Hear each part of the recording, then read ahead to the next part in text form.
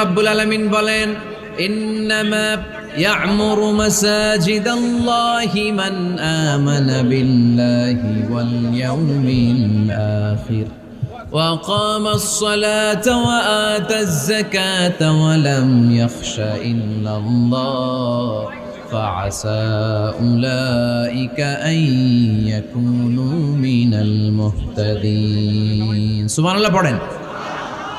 রব্বুল আলামিন বললেন মসজিদের আবাদকারী হবে তারা যারা আল্লাহর প্রতি ঈমান আনে, আখিরাতের প্রতি ঈমান আনে, যারা সালাত কায়েম করে, যারা যাকাত আদায় করে, যারা দুনিয়ার কাউকে ভয় পায় না, ভয় পায় একজনকে। চিল্লায় বলেন তিনি কে? যাদের হৃদয়ে আছে আল্লাহর ভয়, তারা কবু পথ ভুলে যায় না। আল্লাহর প্রেম ছাড়া এই দুনিয়া কারো কাছে কোনো কিছু চায় না, ঠিক কিনা? তাহলে যারা মসজিদের আবাদকারী এরা ভয় পায় একজনকে। চিল্লায় বলেন তিনি কে? মসজিদের আবাদকারীদের প্রথম গুণ, তারা আল্লাহ বিশ্বাস করে, তারা আখিরাতে বিশ্বাস করে, তারা সালাত কায়েম করে, তারা যাকাত আদায় করে, তারা আল্লাহ ছাড়া পৃথিবীর কাউরে ভয় পায় না। আল্লাহ বলেন ফাআসা উলাইকা আন ইয়াকুনু মিনাল মুহতাদিন। আশা করা যায় তারাই হলো হেদায়েতের রাস্তার উপরে আছে, ঠিক কি না? তারাই মসজিদের আবাদকারী, যারা মসজিদে যায়, সালাত আদায় করে। এখন মসজিদের আবাদকারী আপনি হতে চান, আপনি মসজিদে যান না, আপনি আবাদকারী হতে পারবেন? মসজিদের অনেক সভাপতি আছে মসজিদে যায় না, আছে না নাই? মৌলভীবাজারে এই সমস্যা বোধহয় নাই। মসজিদের সেক্রেটারি মসজিদে যায় না, আছে না নাই? তাহলে হইল, এটা হইল, এটা মেনে নেওয়া যায়? এজন্য সভাপতি সাহেবরা, আপনি কষ্ট করে মসজিদ বানিয়েছেন, মসজিদে যাবেন। সভাপতি সাহেব আপনি মসজিদে যাবেন, সেক্রেটারি সাহেব আপনি মসজিদে যাবেন, তাহলে আপনি সঠিক মসজিদের আবাদকারী হবেন, ঠিক কিনা? আমরা মসজিদের আবাদকারী হতে চাই ইনশাআল্লাহ। পড়েন উমরানুল মাসাজিদ। মসজিদের আবাদ কি করে করতে হয়? মসজিদ আবাদ করার এক নাম্বার মাধ্যম হচ্ছে মসজিদ নির্মাণ করা। কি করা? নির্মাণ করা। খেয়াল করবেন, আল্লাহর হাবিব সাল্লাল্লাহু আলাইহি ওয়াসাল্লাম বলেছেন মান বানা মসজিদান মিন মালিহি ফিদ দুনিয়া বানাল্লাহু লাহু বাইতান ফিল জান্নাহ। যে ব্যক্তি নিজের পকেটের টাকা খরচ করে দুনিয়াতে মসজিদ বানায়, আল্লাহ তাআলা তার জন্য জান্নাতে ঘর বানায়। 60টা জিনিস মানুষ মরে যাওয়ার পরে তার কবরে পৌঁছতে থাকে। ইন্না মিম্মা ইয়ালহাকুল মুমিন মিন হাসানাতিহি বা'দা মাউতিহি। মানুষ মরে যাওয়ার পরেও যে 60টা জিনিস তার কবরে পৌঁছায়, তার মধ্যে একটা হচ্ছে মসজিদান বানাহু। সে যে মসজিদ বানিয়ে গিয়েছে, ওই মসজিদের সওয়াব। সুবহানাল্লাহ পড়েন। আপনি টাকা দিয়ে মসজিদ বানিয়ে দিলেন, ওই মসজিদে মুসল্লিরা নামাজ পড়ে, রোজাদাররা এসে ওখানে ইফতার খায়, তাহাজ্জুদ আদায়কারীরা তাহাজ্জুদ পড়ে, তাদের সওয়াবের কমতি হবে না, কিন্তু তাদের সওয়াবের একটা পার্সেন্টেজ সওয়াব যে ব্যক্তি মসজিদ বানালো তার আমল নামে আল্লাহ ঢুকিয়ে দেয়। এজন্য বেশি বেশি মসজিদ বানাতে রাজি আছেন তো? তাহলে মসজিদ আবাদ করার প্রথম মাধ্যম হচ্ছে মসজিদ বানানো। 2 নম্বর মাধ্যম হচ্ছে মসজিদে যেয়ে জামাতে সালাত আদায় করা।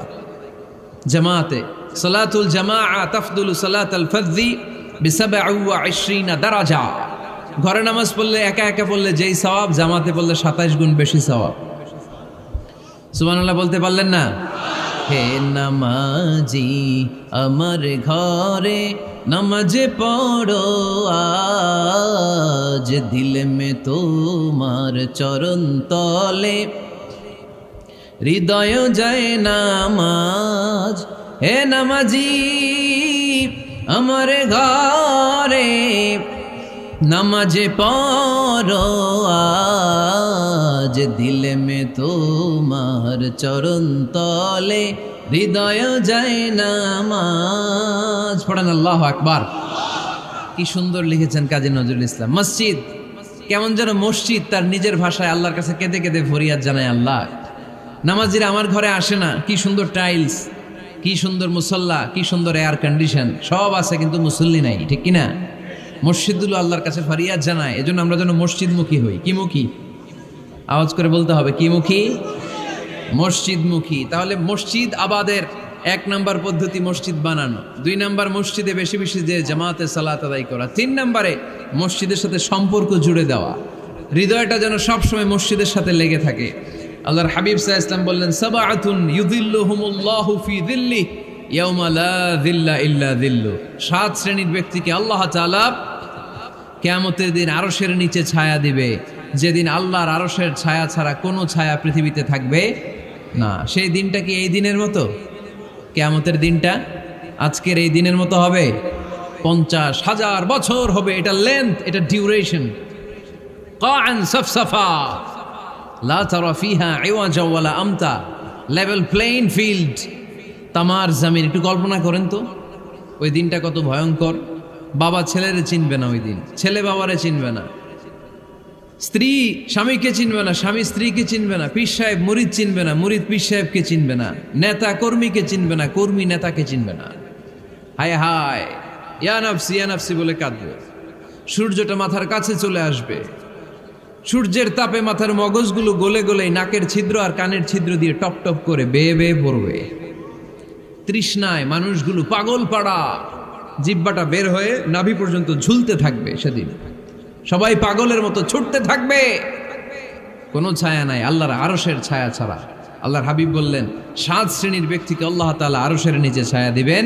এর মধ্যে 1 শ্রেণীর ব্যক্তি রাজুলুন কলবুহু মুআল্লাকুন বিল মাসাজিদ, ওই ব্যক্তি যার হৃদয়টা সবসময় আল্লাহর মসজিদের সাথে লেগে থাকে। মসজিদের সাথে যার হৃদয় লেগে থাকে তাকে আরশের নিচে ছায়া দিবে কে? এজন্য মসজিদের সাথে যেন আমাদের হৃদয়গুলো লেগে থাকে। অনেকেই দেখবেন এত ভালো নামাজে জোহর পরে টেনশন করে আসরটা কই পড়বো, আসর পরে চিন্তা করে মাগরিবের সময় আমি কোথায় থাকবো, মাগরিবের সময় টেনশন, ইস এশাটা হয়ে গেলেই তো শেষ। এরকম লোক আছে না নাই? এদেরকে সেই কঠিন ভয়াবহ দিনে আরশের নিচে ছায়া দিবে কে? তারপরে মসজিদ আমাদের 4 নাম্বার পদ্ধতি, মসজিদকে পরিচ্ছন্ন রাখা, মসজিদকে ঝাড়ু দেয়া। মসজিদকে যারা পরিষ্কার করে তাদের হৃদয়ের যন্ত্রণা দূর করে দেয় কে? সাইয়েদনা ইব্রাহিম আলাইহিস সালাম এবং ইসমাঈল আলাইহিস সালামকে আল্লাহ তাআলা আদেশ করেছেন তাহহিরা বাইতিয়া লিত-তাইফিনা ওয়াল আকিফিনা ওয়ার রুকআই সুজুদ। হে ইব্রাহিম ইসমাঈল, বাপ বেটা দুইজন মিলে মসজিদ ঝাড়ু দাও। কি ঝাড়ু দাও?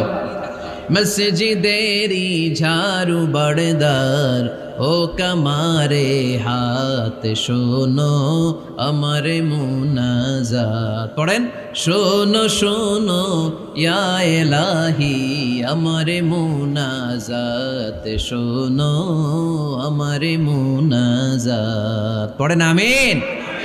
মসজিদ ঝাড়ু দেওয়া মসজিদ আবাদের অন্তর্ভুক্ত। আপনারা কেউ কোনোদিন মসজিদ ঝাড়ু দিয়েছেন নাকি?